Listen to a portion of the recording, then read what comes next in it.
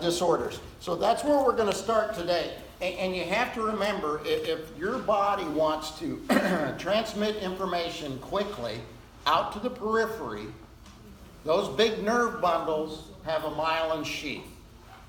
Okay? And for a whole host of reasons, you can lose that myelin sheath. Okay? And you may have experienced a temporary disruption of that myelin sheath for the sensory neurons to your fingers, especially if you are like refinishing furniture, or you're cleaning up the doing solvent use, working with chemicals and not wearing gloves, and you lose sensation. Your fingers are kind of tingly.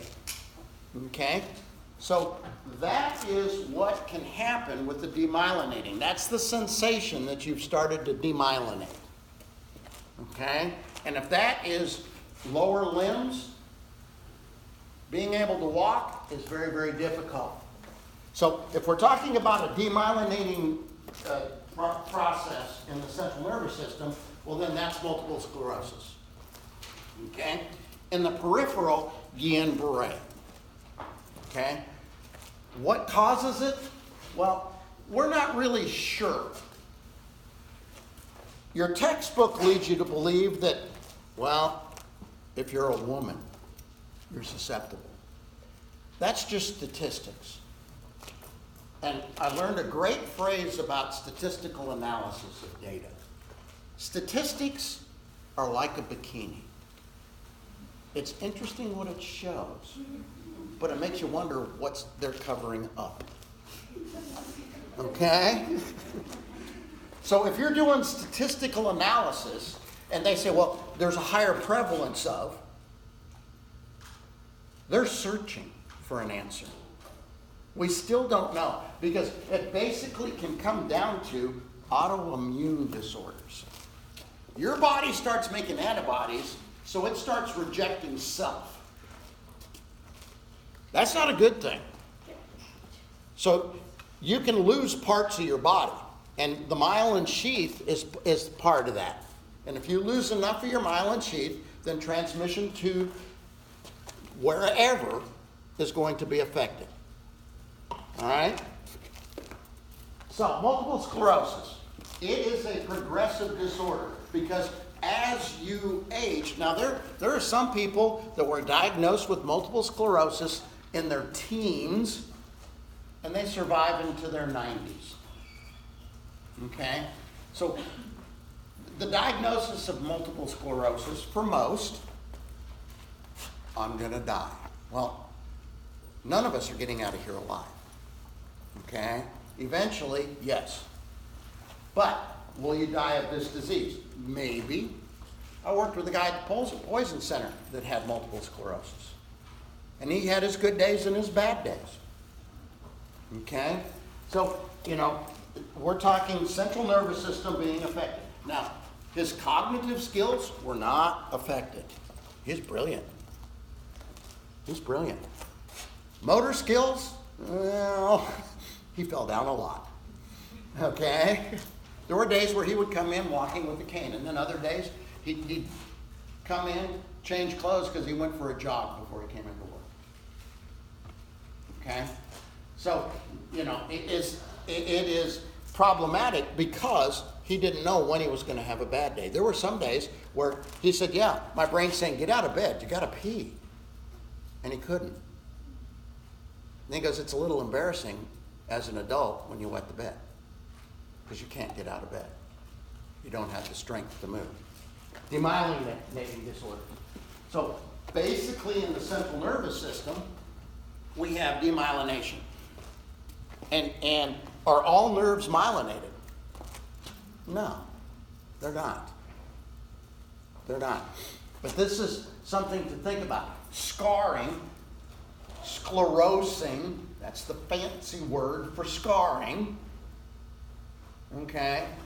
Because the body is constantly trying to maintain homeostasis. And in that maintenance of homeostasis, the body is saying, let's make new.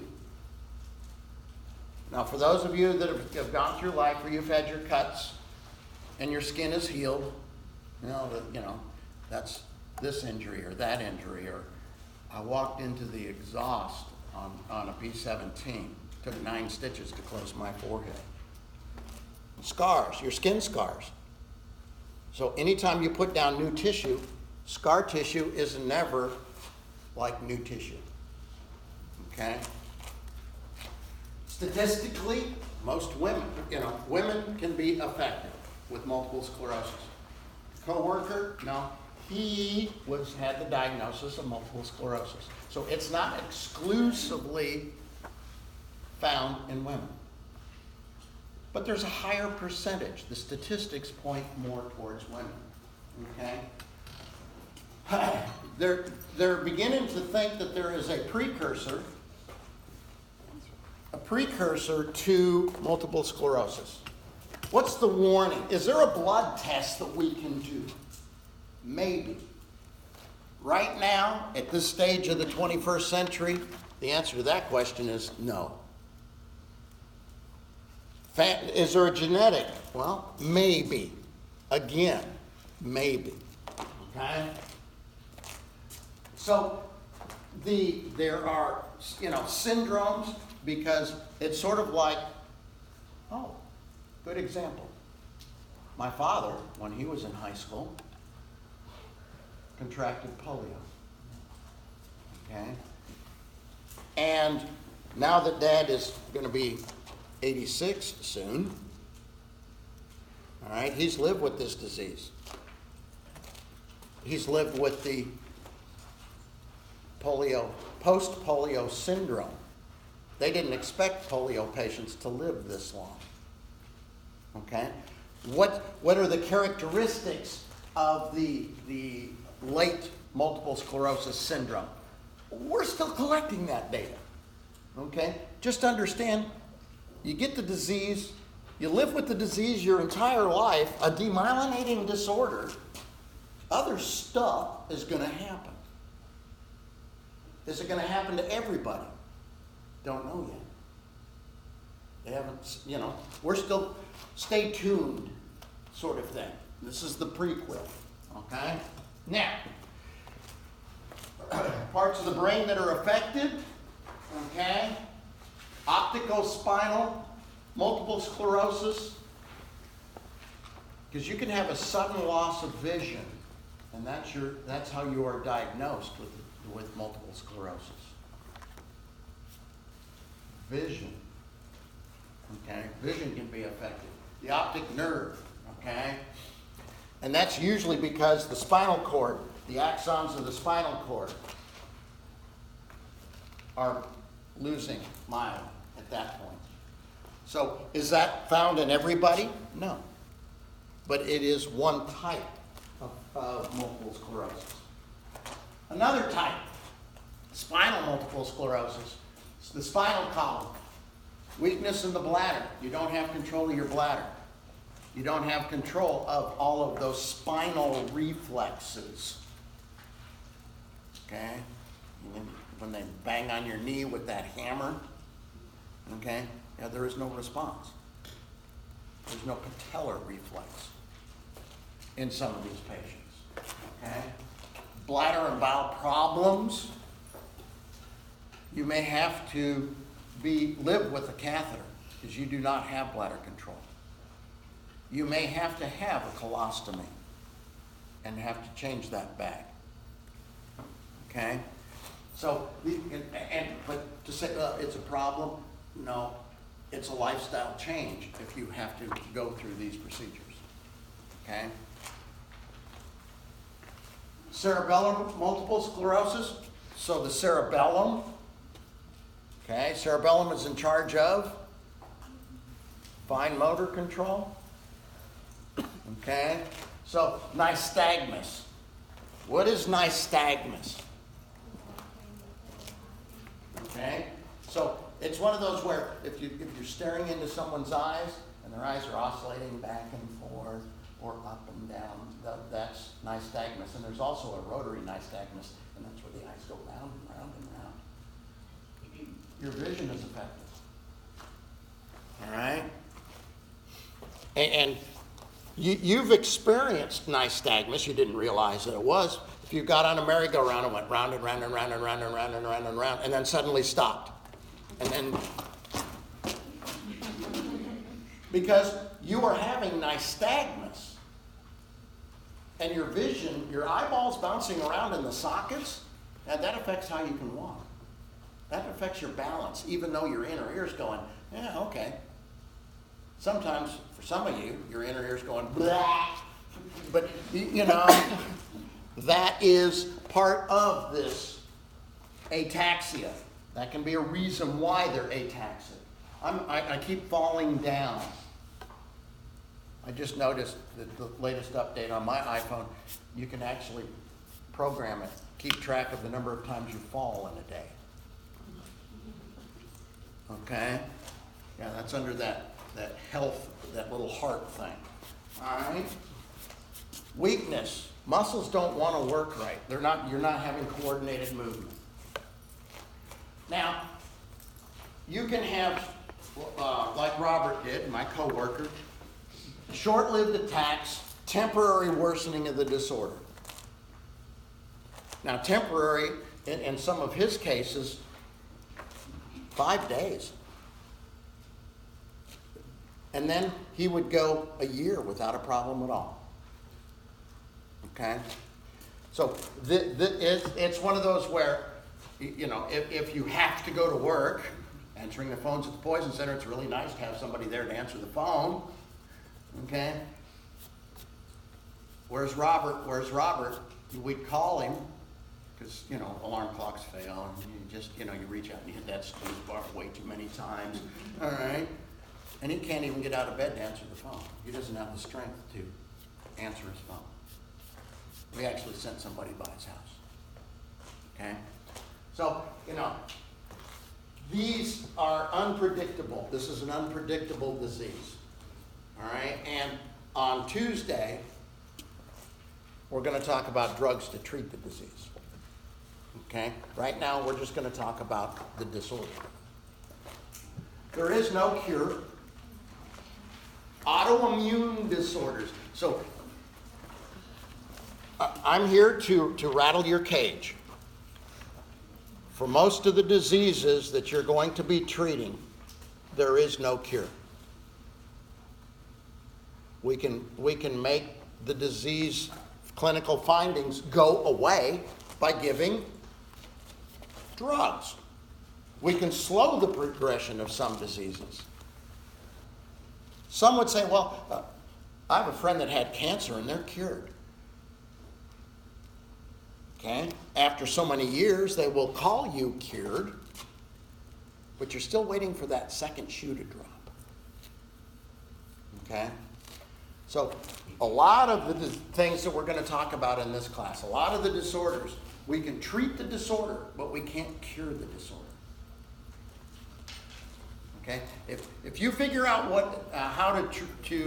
what triggers an autoimmune process, you will win the Nobel Prize. Immediately. There won't be a delay.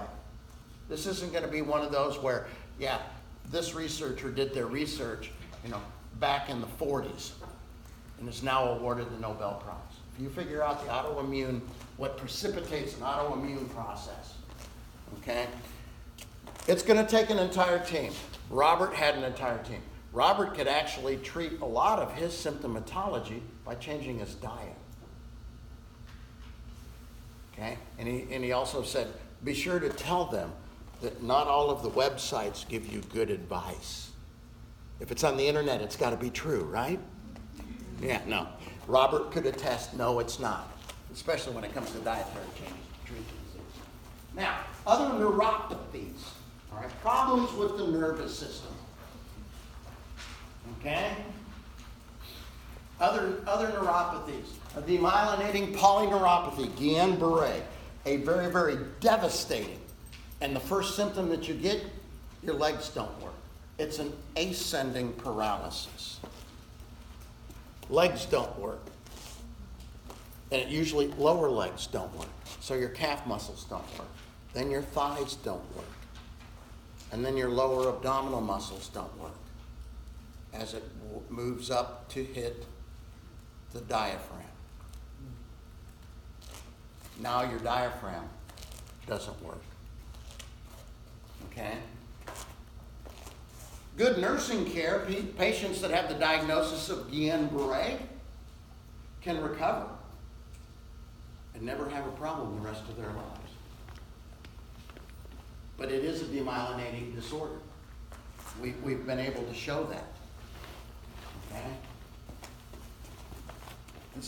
I'm creepy. It's my shoes, not my knees, at least today. So there's also a disorder. It is called a distal axonal polyneuropathy. Okay, that's a mouthful. All right. The Guillain-Barré syndrome is what is going to get patients admitted to the hospital. They will be on a ventilator, and if as long as we don't infect them, we can. And I know of a patient that my wife cared for. 6 months later, he walked out of the hospital. She said, it was surprising on how well he improved. Okay, sensory neuropathies. Okay, we're going to talk about those. And if I mention, the neuropathy it can cause is a stocking glove neuropathy. Okay. If you've ever put socks on your hands as part of dress up, or those, gloves, all right? That's what it feels like 100% of the time, okay? So if you have some of these sensory neuropathies, diabetics are very, very susceptible to these neuropathies. That's why diabetics have to check their feet, because you can injure your foot. And if you've had diabetes long enough, you don't know that you've injured your foot. You don't have pain impulses coming from your feet. Oops. Infection. If the infection gets severe enough, there's your cause of amputation for the diabetic patients. They didn't realize they've got an infected foot. The first time you pull off their shoe and sock, it's like, okay, that's gotta hurt. No. Not at all, okay? So it can be secondary to another disease process, okay? Motor neuropathies, only the motor neurons, motor end plate, okay? And there are, of course, most of our neuropathies tend to be focal. So it's numb right here, or this whole area, okay? Focal. There's a point. Or if it happens to be in the brain, then then that's half of your body. It's usually the opposite side of the brain is being affected. All right? So for these, nursing-wise, patients can come in for some of these neuropathies, and they'll have a foot drop neuropathy. So, when you're walking, it's usually heel, toe, right? You don't even think about it, do you? No. But there are some patients where when they're walking, when they pick their foot up, they're leading with their toes to the floor. They're walking almost like they're trying to walk backwards. But they're walking forwards. Their toes are hitting, and then their heel. They don't have the muscle tone to keep their toes up. Wait a minute. This sounds like there might be an anatomy question built in there, isn't there? Okay, but these are things to think about, because that's why you ever wonder why when you went to see your physician or your healthcare provider, they say, okay, walk across the room. That's what they're looking for. Do you have a normal gait?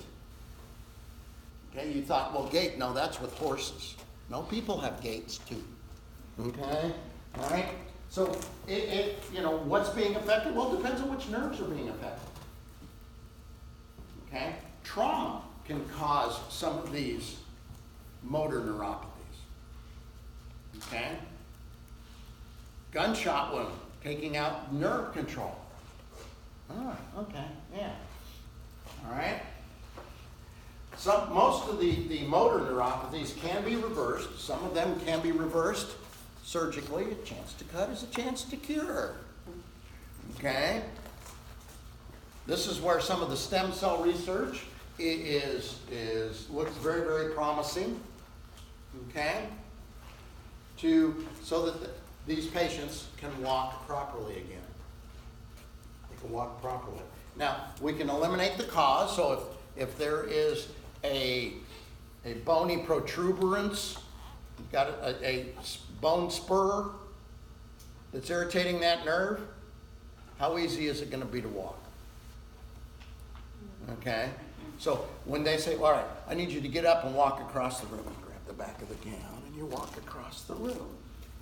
Okay? And is it heel to toe? Or is there some aberration?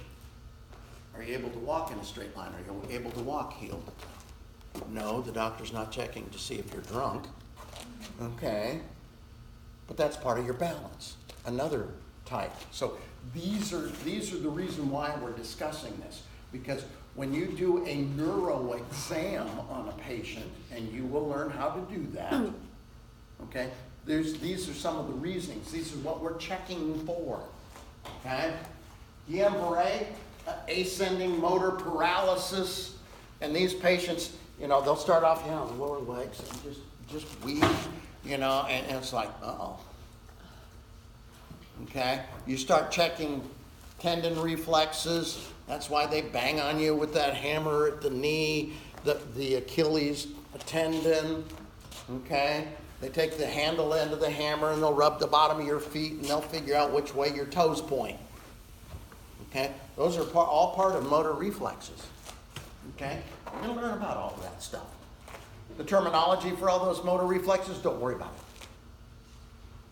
Because there's Babinski and no. Just know that there are motor reflexes, all right? For Guillain-Barré, ventilatory support. So, airway breathing CPR. If they're on a vent, infection. A ventilator is, and these patients, what's amazing is, these patients, in some cases, depending on how high it ascends, they can be on a vent, and you can go in and they'll have a conversation with you. They'll write notes to you.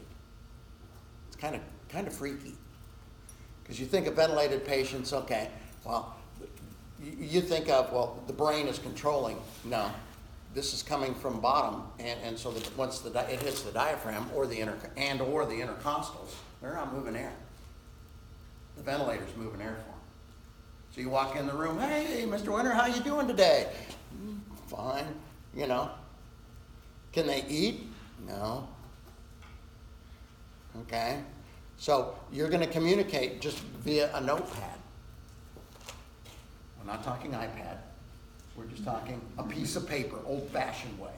Because they may not have the fine motor control to type. They won't be able to text you. Okay? Aggressive rehabilitation there at the bottom. I love that. Yeah. You were paralyzed, completely paralyzed. Aggressive rehabilitation, to me, that's a severe understatement. You've got to teach them how to walk again. Okay? How to maintain their balance again. All right? So, now, the neuromuscular junction, okay? Those motor end plates. What's our neurotransmitter at those motor end plates? Okay, but what is the neurotransmitter? What's the neurotransmitter? Acetylcholine. Yeah, acetylcholine.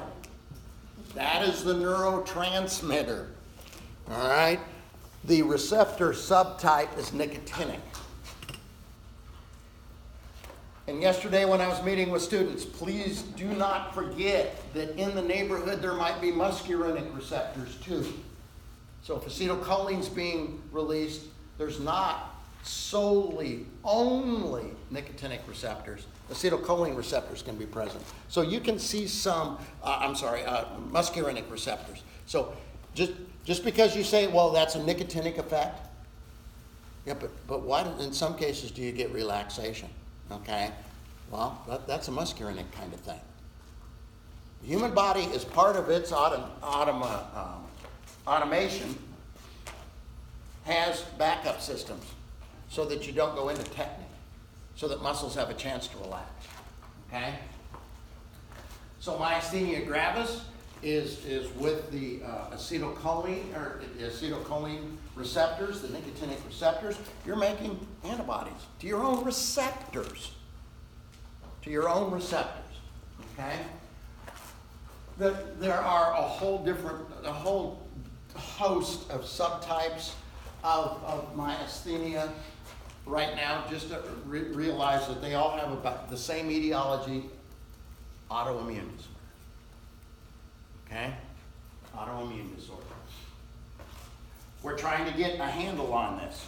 And there's tons of research going on right now. And so the very inherited congenital myasthenic syndromes, yeah, there may be a genetic predisposition, and we're actually looking for protein mutations. So you'll see that type if you're really, really into this, and you go out and do a Medline search on myasthenia gravis. Okay? IgG is being produced, okay, against the acetylcholine receptors. And you can have types of myasthenia gravis where you got to remember acetylcholine has muscarinic effects and it has nicotinic effects. So these receptors, you can have myasthenic syndromes where if it's against the acetylcholine receptor, it's mainly the nicotinic, but not always. Okay? So these antibodies, so these IgG is being produced. Whenever you have an antibody being produced and it goes and binds to a body part, it's part of this autoimmune disorder.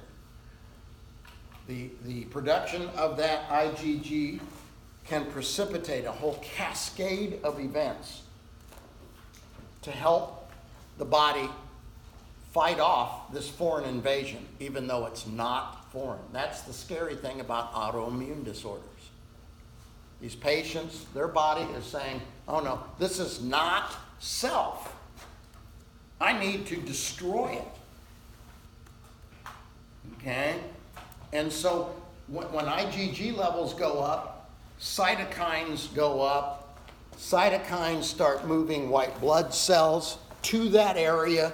White blood cells begin to phagocytize, because that's what white blood cells do. And so you can actually have some significant inflammation, cytokine production when those levels go up. And that can reset the temperature regulation center of the brain. Fever can be another clinical finding. So a whole cascade of chemical events can occur just because your IgG levels go up. Okay? So there's part of the etiology of fever. Man, I just killed the lecture that's coming later in this course. All right? Well, we're going to talk about that in a lot more detail because there's an entire lecture coming up on fever. Yeah, an hour and 15 minutes on temperature. All right? Now, so the deposits, because what is IgG? I know, it's an immunoglobulin. Okay? It is a huge molecule. Huge molecules do not like to stay in solution. They tend to precipitate out. You can think of it that way. Okay? They'll precipitate out, and there will be decreased transmission because you've just got this sludge at the neuromuscular junction. A physical blockade.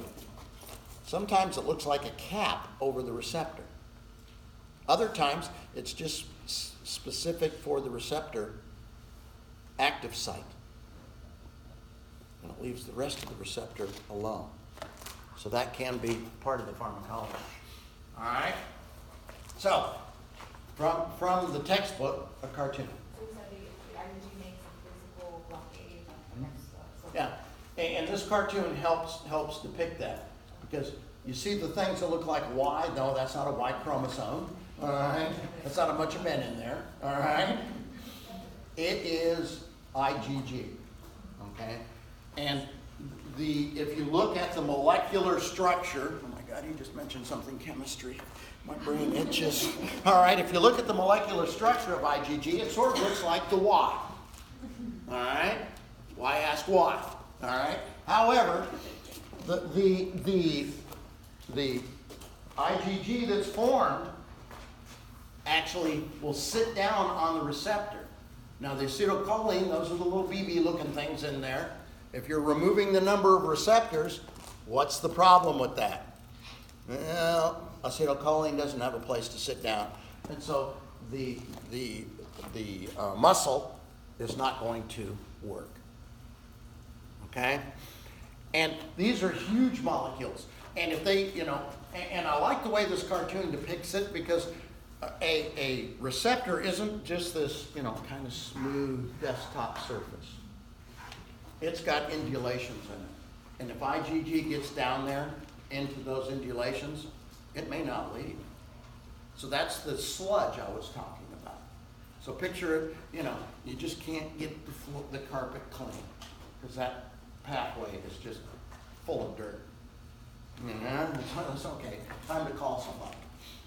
Now, there's all different kinds of myasthenia. Do you need to learn all those different kinds? No. Just know that babies can get it. Newborn babies. Okay? They can be born with something wrong. We don't know what's wrong with their immune system, and they start producing antibodies against self. And if it happens to be the acetylcholine receptors, not a good thing. You'll learn all about different autoimmune disorders in kids. Those are the ones. Kids can develop a antibody to their own platelets. Okay? They can develop an antibody to their own red blood cells. Okay? And if you're this tall and I've removed 70% of your red blood cells, that normal hyperactive, hyperkinetic 2-year-old isn't. It's one of those where it's like, okay, what's wrong with this picture? He's not running around like a wild man. Sure. His red blood cell count, his hemoglobin count is so low, he doesn't have enough oxygen to just, he's got enough oxygen to just be there. That's it. Okay? What's the trigger? We don't know. What's the trigger? We don't know. Again, find that out. If you figure that out, that's great. So, there's research that says it's a muscle-specific kinase. What is a kinase? Well, it's a whole family of enzymes. Okay? Sort of like cytochrome P450. Okay?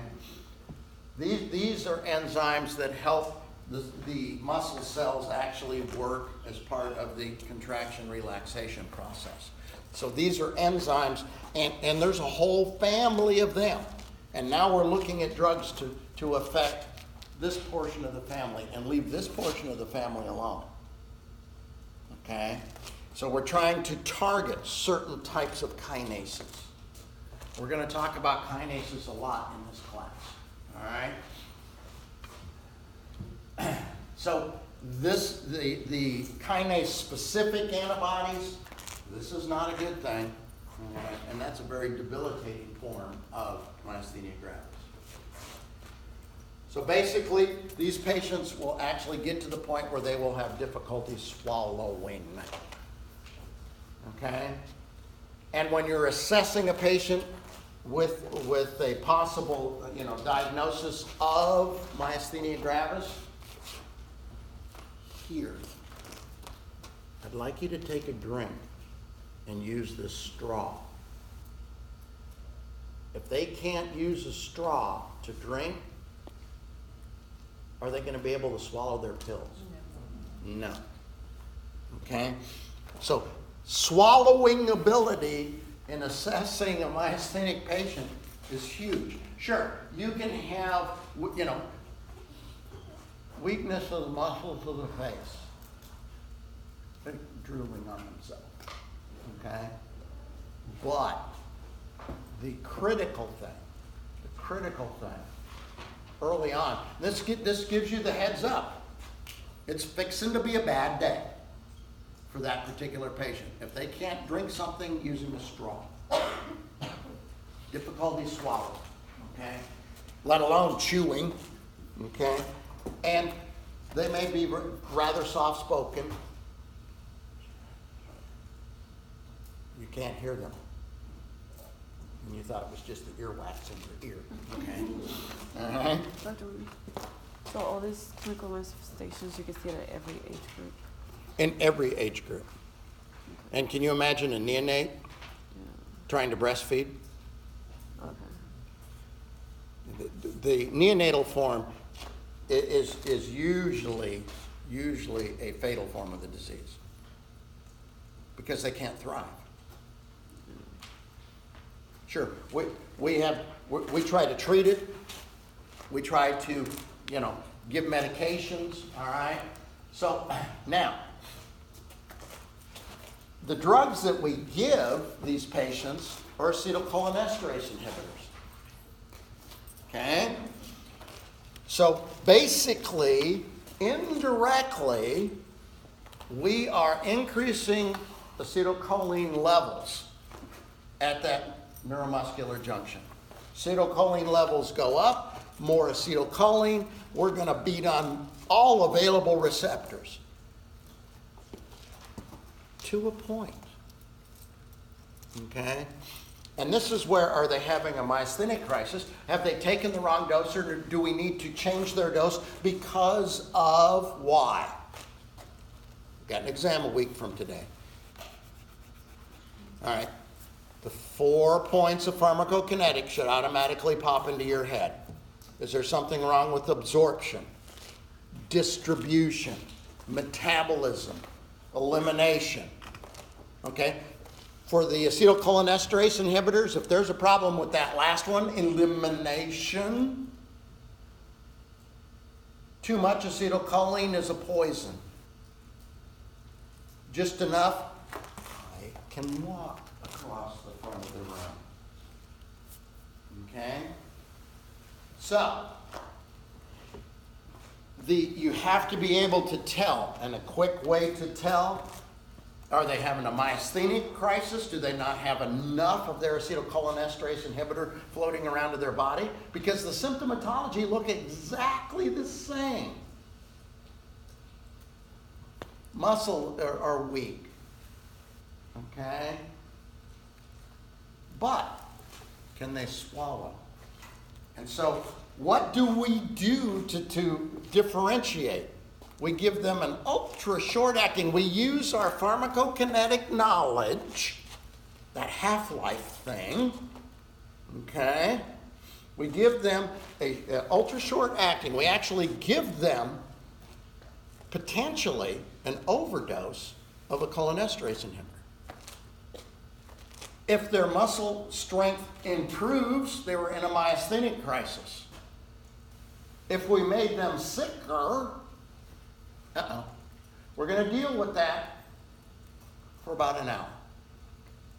So if they get weaker, okay, heart rate falls, blood pressure falls, lungs start filling up with fluid, they were not in a myasthenic crisis. They had taken too much, or they haven't eliminated enough of their cholinesterase inhibitor that we're giving them to take. Okay, does this make sense? Okay. Practical application of neuropharmacology in taking care of a patient. Oh, that's why he's making me learn this crap. Okay? Anticholinesterase drugs, all right? Corticosteroids. And basically, we're not going to go into big long names or anything like that. We're not going to go into the endocrinology of the adrenal gland. Corticosteroids, because they will shut down the immune process. And if you get the dose of your corticosteroids wrong, they do such a good job of shutting down this process, you can set them up for infection. Okay? And corticosteroids, we're going to get into the endocrinology of corticosteroids next semester. Oh, and you'll probably see a little bit again. Corticosteroids are used throughout medicine. So this is one of the uses for part of the inflammatory response. Why do they have the inflammation? Oh, that IgG at that site. Question or just stretching? Okay, all right. All right. If their symptoms are bad enough, okay, well then we have immunosuppressive drugs. Okay, bless you. All right. Immunotherapy, interferons, and stuff like that. We're going to talk about the treatment of these disorders on Tuesday. Okay? If they're in a crisis, you can actually do plasmapheresis. What the heck is plasmapheresis? That's actually almost like dialysis. They take your blood out, they scrub out the bad stuff, and they give you your blood back. A whole lot more goes on in plasmapheresis, but that's the Reader's Digest version. And at this point, that's what you need to understand. They take your plasma out, they scrubbed out the bad stuff, they can remove IgG. They can filter out IgG. That may not be such a good thing, because now we're setting you up for infection. All right? So, cholinergic crisis, this is why we do the differential diagnosis. If they're in a cholinergic crisis, withhold the drug levels. And this again, how long do you withhold them? Well, then you go back and you look up what the half-life is. There he is again, that kinetics stuff. All right? And in some cases, you provide ventilatory support. Now, that ultra-short acting that we're testing them with, those effects are going to go away real quick. So we're going to make them sicker as part of their diagnosis. You actually poison a patient for a diagnosis. It's like, wow, yeah. All right, but that's using the pharmacology that I'm trying to beat into your heads right now, okay, for treating patients to help them live better. Okay? All right? Now, we have a whole host, complex activity. Yeah, all parts of my brain are working right now to keep me balanced, to keep me moving, all right, to keep me speaking, so I can prove to you that I can walk and talk at the same time. Chewing gum, adding that, well, that might be another problem set. Okay? But, the extrapyramidal symptom of your brain, okay? So, extrapyramidal system. Does everybody remember their neuroanatomy?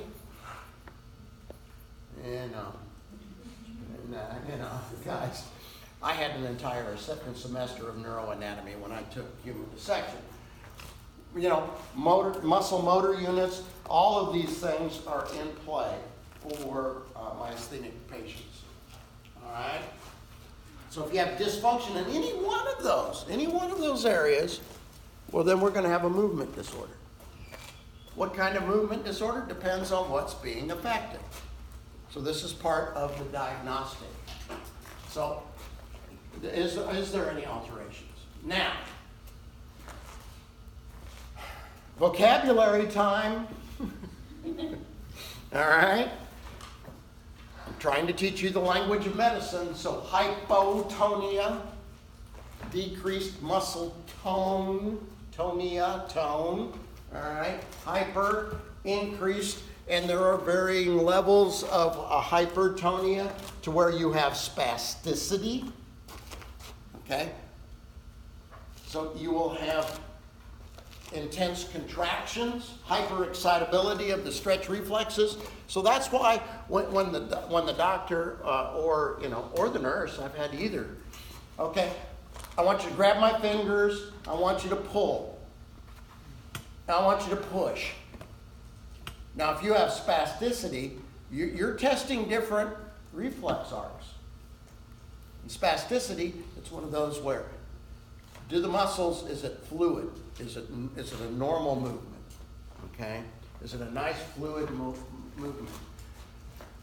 Genihalton or peritonia, that's a cool word. Don't worry about it for the exam.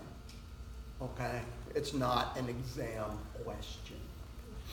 However, hypertonia, hypotonia, spasticity, all right? And, okay. You'll see those again. All right? All right. Dystonia. All right? So increased involuntary muscle contraction. So these can be the nervous twitches. Well, wait a minute. I've got dystonia. No, that's part of your panic attack. Okay? My face is twitching. Okay? No. All right? And there are all kinds of forms of rigidity. They used to always call it lead pipe rigidity. And for those of us that are old, okay, and have actually experienced lead pipes, it doesn't quite line up, so you can bend it to line it up, okay? And lead has a very characteristic bendability or malleability. And there are certain drug overdoses where patients can develop a lead pipe rigidity. Okay? And it's kind of cool. I know, sick humor, but if you're in medicine, you're going to develop the same type, okay? Because I could grab a hold of her arm, I could hold it up like this, position it into something complex, let go, and it would stay there. Okay? Lead pipe, all right? Cogwheel rigidity, okay? The muscles, it's sort of like, if any of you used like a ratchet to loosen, tighten nuts and bolts and stuff like that, yeah, you hear that. You can actually feel that as you move their limbs. They will click. And then when you let go, they're where you last left them. And then eventually they will relax. Okay? And gamma and alpha. But the point that I'm trying to make with this slide is there are different kinds of rigidity. And you're going we're going to talk about that throughout this course. Okay? Yes, ma'am. I was wondering, I know you said not to worry about it being tested. Could you give an example of just like the passive movement for the Don't worry. You're going to learn that in a second. All right? And I could stand here and define it. And it would go like this. And an assessment where you actually are looking for it. And what's really scary is you may find it in a classmate. Because you're going to be examining each other in assessment. Okay? It happens. All right? When I took my physiology course, my lab partner, I found out he was completely colorblind and he didn't even know it. We got those little charts out, looked like a petri dish. I said, okay, trace it. Trace what? Trace the pink line. What pink line? Houston, we have a problem. That sort of explained his dress. So, and that stuck with me forever. And to say, well, color blindness, well, there's red, green, and all that stuff. But if you actually figure, wait a minute, you can't see this color. Oh. All right? So, hyperkinesia. Yeah, more vocabulary. Hyperkinesia. Excessive movement. All right? Are 2-year-olds hyperkinetic? I figured, yeah. That goes without saying. Give a 2-year-old coffee with sugar in it.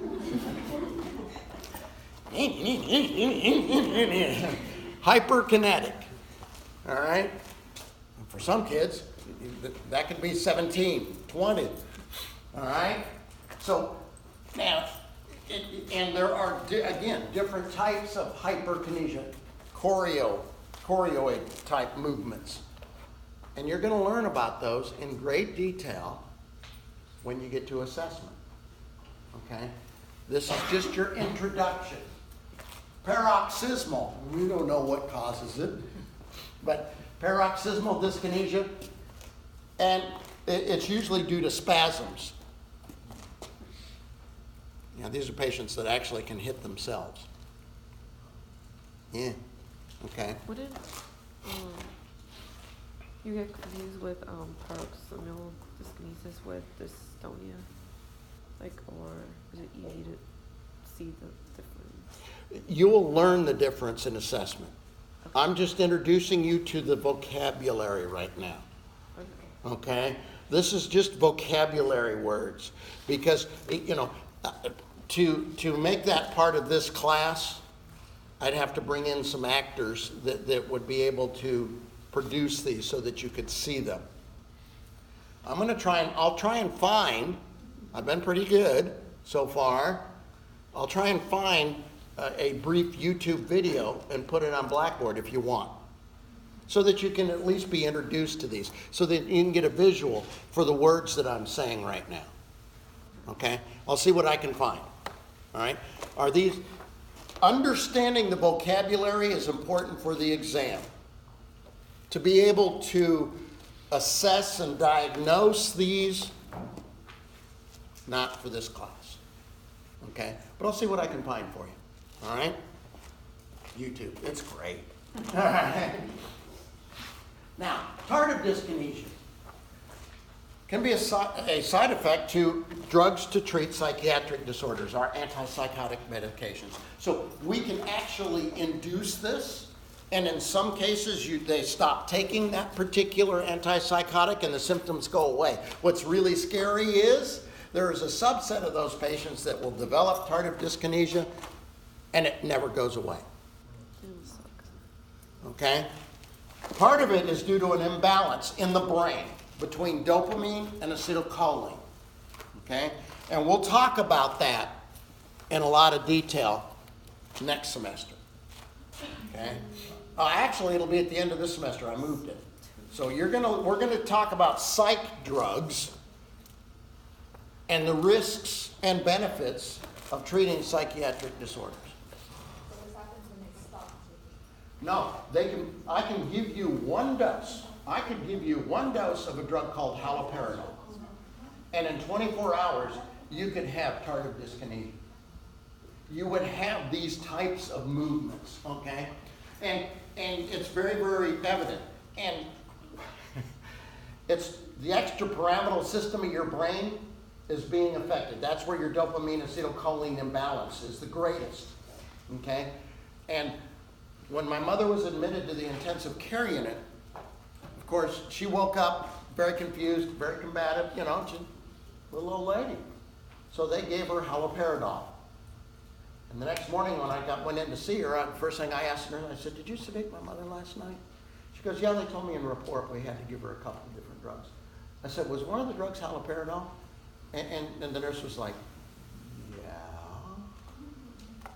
I said, "Well, my mom's having some extrapyramidal symptoms. And she was also having the neck spasms as part of that." So as I describe it to all students, this whole cascade of events, it sort of looks like your patient is trying to turn their head around and lick their own back. And that's for this one? And that is, you know, continual chewing. My mother, you know, looked like she was chewing gum, but my mother hated chewing gum. We were not allowed to chew gum. All right? Lip smacking, facial grimacing, you know, and I said to the nurse, I said, "Well, you know, I think mom's got some extrapyramidal effects." And the nurse kind of looked at me, "Why do you know that word?" Not many people know extrapyramidal as a word, okay? I said, "Well, part of what I have done is I did get a lot of pharmacology training. She goes, oh, how much did you get? I said, well, I eventually got a PhD in pharmacology and toxicology. So she goes, aha. So the doctor came in, saw mom, chatted with mom. Mom could speak, but it was all of the facial movements in between her words. And the doctor left, and I followed the doctor out in the hallway. I said, yeah, are you going to order something for mom's extrapyramidal symptoms? And the doctor said to me, do you truly understand pharmacology? The nurse was like, oh. The doctor didn't hear the conversation, and I said, so I explained what my training was to the physician, and now I had her attention. Never assume that your patients don't understand any of this, or your patient's family don't understand any of this. And I said, will you guys quit practicing medicine in the 1960s? I said, because the latest data says haloperidol in the elderly should never be given. And what was her response? Oh, we've always done it that way. This afternoon, I'm going to give you a list of better drugs for the elderly. And I'm going to do this off the top of my head, just so that you get a feeling that I do understand pharmacology. So I gave her that list. She looked at it and went, ooh, we're going to have a team meeting with the physicians. This is an excellent list. Okay? So, you know, it's very, very evident. One dose. Mom got over it. It took about 2 days. Okay. But there are some patients that never get over it. And that's why you see the ads on television. Were you given an antipsychotic medication and you still have symptoms? Okay? So it can be permanent. That imbalance is a permanent problem. Huntington's disease, we used to call it Huntington's chorea because of the very characteristic, and again, I'll try and find a YouTube video on this so that you can see the choreoathetoid type movements as part of patients with this disease process. Okay? They have a very characteristic movements. And we now found out that Huntington's disease is actually, we found the cause. Okay? Yeah, you're missing something, a short arm on chromosome 4. Can we fix that? No. Well, at least we know the cause. Okay? And there are drugs to treat it. All right? But basically, eventually you'll have, the severe degradation of the basal ganglia, mainly in the caudate and the putamen. Oh, yeah. That's why I gave you that cross-section of the brain on day 1. Okay, go back and refer to that. Give you an idea of where where the parts are located. Okay? And there is a neurotransmitter in the brain. Okay? Gamma aminobutyric acid, GABA. It is an inhibitory neurotransmitter in the brain. GABA is really important for sleep cycles. Inhibitory neurotransmitter. In the brain, we also have excitatory neurotransmitters. We're going to talk about those. You're going to see those. All right? But GABA, we have, if you've got depletion of GABA, then you only have excitation. GABA is there to bring activities down. Okay? So if all you don't have enough GABA to work on the GABA receptor, oops, now you're going to have Huntington's disease. Okay? No known treatment. Well, why don't you just give something that's going to work at GABA? Well, we've tried that. Okay? But patients really hate it because one of the side effects of most of those medications is extreme sedation.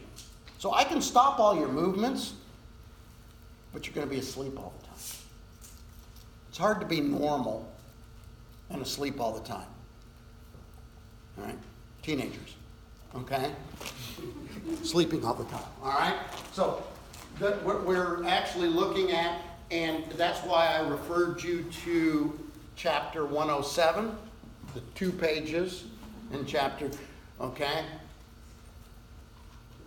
Read about that drug. It's new and interesting, okay? So basically, it is a dopamine receptor blocker because what we're finding is maybe it's like a lot of other brain disorders, that's that imbalance between dopamine and acetylcholine, okay? And I'll tell you, it's not on the test, okay? It's new enough to where I was like, just read it, all right, for your edification, all right? Hypokinesia. So you're not moving enough, all right? Jabba the Hutt, all right? Hypokinesia, all right? Decreased movement. It can be akinesia, no movement. That's not a good thing, all right? Because akinesia can be no movement of skeletal muscles, no movement of smooth muscles. Oops. All right, that's not such a good thing. All right, bradykinesia, slowness of voluntary movements. So this can be part of your diagnosis. Okay, Mr. Winter, I want you to stand there with your heels together. Okay, now I want you to walk towards me. And usually your patients will have to look down to take that first step. Bradykinesia. They have to think about it. They have to think about it. Okay? Okay, I like this. Lots of movements that provide skill, grace, and balance to voluntary movements. That sounds like a drunk, doesn't it? They think they can dance. Okay. All right. Questions at this point?